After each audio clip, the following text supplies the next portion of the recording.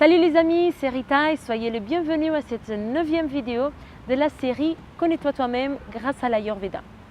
Dans cette série, j'ai parlé de la Prakriti, de la constitution de base, et j'ai déjà parlé des constitutions simples, Vata, Pitta et Kapha. Puis on a passé aux constitutions doubles. On a déjà vu 4 constitutions doubles et les 2 dernières elles vont être un peu différentes, Vata Kapha et Kapha Vata. Les 2 dernières elles vont être un peu différentes, Vata Kapha et Kapha Vata. Pourquoi? Parce que le dosha Vata constitué d'air et d'espace et le dosha Kapha constitué de terre et d'eau, ils vont être similaires dans le sens où ils vont être les deux très froids. Par contre, ils ont vraiment des caractéristiques ou des qualités opposées. Vata va être un froid sec, alors que Kapha va être un froid humide. Vata il va être aérien, alors que Kapha il est très ancré, très stable, très cohérent.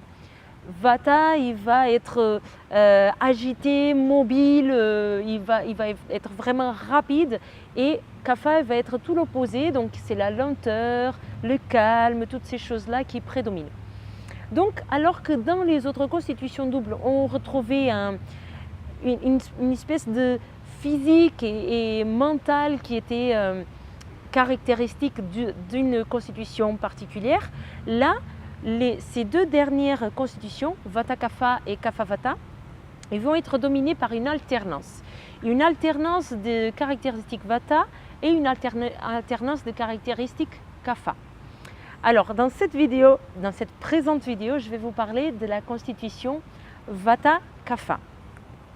Donc, dans la constitution Vata Kapha, on va quand même avoir une prédominance du dosha Vata, mais toute cette alternance dont je viens de parler va être toujours présente. Ainsi, physiquement, la personne Vata Kapha, elle va avoir une corpulence un peu moyenne, un peu comme le Pitta, avec tendance à la maigreur, mais elle peut être en surpoids très rapidement. C'est-à-dire, par exemple, le Vata, il n'arrive jamais à prendre du poids. Il a vraiment de la difficulté à prendre de la masse musculaire, à prendre du poids, à prendre des kilos, alors que le Kapha, c'est l'inverse. Le Vata Kapha, il va être dans une corpulence moyenne, c'est-à-dire il ne va pas être mince comme le Vata pur, mais il va avoir une certaine facilité à prendre du poids, à prendre du muscle et à prendre du poids, et il peut aussi être en surpoids, chose qui est très rare pour un Vata pur.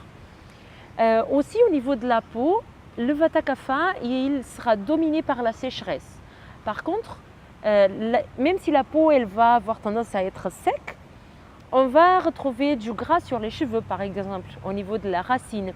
On peut retrouver une certaine humidité si jamais le Vata Kapha il fait beaucoup de sport. Il va transpirer déjà beaucoup plus qu'un Vata pur, par exemple. Donc voilà pour le physique chez la personne Vata Kapha.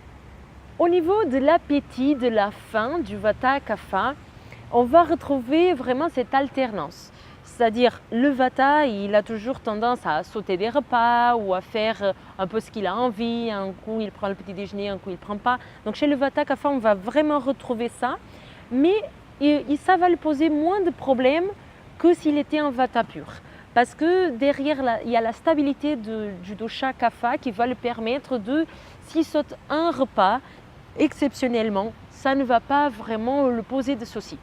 Par contre, au niveau digestif, il va être dominé aussi par une certaine lourdeur, et donc il aura tous les problèmes digestifs, de lenteur, il va avoir des ballonnements, parfois des crampes, des douleurs très caractéristiques de Vata, donc il va avoir quand même pas mal de problèmes liés à la digestion et de la constipation, etc., etc. Au niveau du climat, quel est le climat qui correspond vraiment bien à la personne Vata Kapha? Mais là aussi, on va trouver de l'alternance. Alors, c'est évident que la personne Vata Kapha va préférer des endroits qui sont chauds, et normalement, il ne va pas s'adapter aux endroits qui sont chauds et secs. Il va préférer des endroits qui sont chauds et humide. Par contre, quand cette humidité elle dépasse un certain seuil, il va préférer aller chercher des endroits un peu plus secs. Donc on retrouve toujours cette alternance. Et cette alternance, elle se voit au niveau physique, au niveau de la température corporelle, mais aussi au niveau mental. C'est-à-dire, la personne Vata Kapha va être un peu la constitution la plus bipolaire de toutes, parce que, entre guillemets, hein, parce que elle va vraiment avoir des moments où il va être agité, elle va faire des choses très rapidement, et puis elle va être suivie des moments de calme, où elle est posée, où elle est réfléchie, et puis elle s'agite à nouveau, elle s'agite, et puis elle se calme, elle se pose à nouveau, et comme ça, ainsi de suite, toujours. Des périodes d'agitation et des périodes de calme, des périodes d'agitation et des périodes de calme. Les périodes d'agitation, ils vont être plus nombreux et ils vont durer un peu plus de temps que les périodes de calme, parce que Vata Kapha est dominé quand même surtout par le dosha Vata. Par contre, la différence entre le Vata Kapha et le Vata pur, c'est que le Vata pur, il s'agite et puis il s'épuise parce qu'il n'a plus d'énergie. Le Kapha, le côté Kapha de la constitution Vata Kapha va lui permettre de comprendre quelle est son énergie vitale et de pouvoir s'auto-équilibrer quelque part, de s'écouter un peu plus que le Vata pur. Donc il va s'agiter et avant d'être complètement épuisé, il va pouvoir se relaxer. Donc ça c'est vraiment un plus pour la personne Vata Kapha, quand elle est équilibrée évidemment. Et la personne Vata Kapha aussi, elle va avoir plus tendance à écrire qu'à parler. Alors que le Vata pur, il parle beaucoup, il est très enthousiaste, mais ça ressort vraiment dans la communication, il parle beaucoup. Le Vata Kapha, il va beaucoup s'exprimer par les mots, mais plutôt à l'écrit que dans la communication orale. La personne Vata Kapha est aussi très spirituelle. Et cette spiritualité, qui est typique de Vata, va se manifester plutôt dans des situations très ancrées. Donc le Vata Kapha, il va adorer la nature, le paganisme, les animaux, tout ce qui l'amène aux racines, aux choses vraiment très ancrées dans le monde matériel. Mais il va avoir vraiment cette spiritualité, cette tendance à la religion, mais toujours dans un sens où on est ancré dans la terre, on fait partie de la terre, on est tous ensemble, on est tous unis, on fait partie tous dans ce monde, on est tous frères et sœurs, et tout ça c'est le côté Kapha, le côté communauté, le côté fraternel, ça vient vraiment de Kapha, mais ça va être allié à cette notion de spiritualité, de bien-être, tout ça, qui vient vraiment de son côté Vata, qui est très très important dans sa constitution. Le Vata Kapha, il veut enlacer le monde, il veut vraiment embrasser le monde tout entier. Et pour lui, le monde tout entier, c'est presque plus important que de l'enlacer. C'est vraiment cette notion de faire appartenir à un tout, appartenir à une communauté. C'est vraiment très très présent dans la personne Vata Kapha. Ce n'est pas la personne spirituelle et religieuse qui va faire un pèlerinage jusqu'à Lourdes, jusqu'à Fatima, tout seul. Non, elle va partager ce côté religieux ou spirituel avec ses frères et sœurs. Quand Vata Kapha est déséquilibré, par contre, cette spiritualité, elle va se transformer un petit peu. Ça part toujours dans un bon principe, ça part toujours dans le principe de vivre en communauté, vivre avec ses frères et sœurs, etc. Par contre, ce groupe, il devient un peu fermé.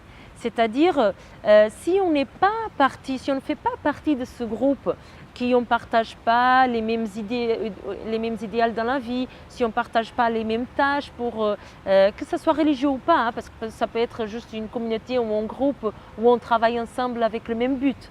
Mais si on ne fait pas ça, si on ne travaille pas pour le même but dans ce groupe, il y aura des conséquences. Et là, le Vata Kapha, il va utiliser la peur et dans son côté émotionnel. Il ne va pas utiliser la peur dans le sens il va taper ou il va utiliser de la violence physique, mais il va utiliser une violence émotionnelle, sentimentale. Il va utiliser la croix pour juger, pour dire si on ne fait pas ça, on va partir dans l'enfer par exemple, ou si on ne rentre pas dans ce groupe de franc-maçonnerie par exemple, mais on ne pourra pas monter, on ne pourra pas évoluer dans notre carrière. Par exemple, voilà, ça c'est là quand Vata Kapha est déséquilibré, il croit tellement à cette communauté, donc ça part quand même d'un bon principe parce qu'il veut que tout le monde partage de ses idéaux, mais ça se transforme vraiment dans une espèce de secte. Et plus ça évolue, plus le fait d'appartenir à ce groupe va être plus important et indispensable, sinon il y aura des conséquences,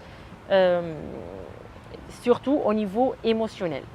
Dans ce sens-là, donc le Vata Kapha, il devient un peu le berger qui montre à tous ses moutons où est-ce qu'ils doivent aller, qu'est-ce qu'ils doivent faire. Donc c'est lui qui a la raison. Et lui, il sait, il peut apprendre aux autres. Ça part toujours d'un bon principe parce qu'il croit vraiment à ce qu'il fait, il croit vraiment à ce qu'il dit.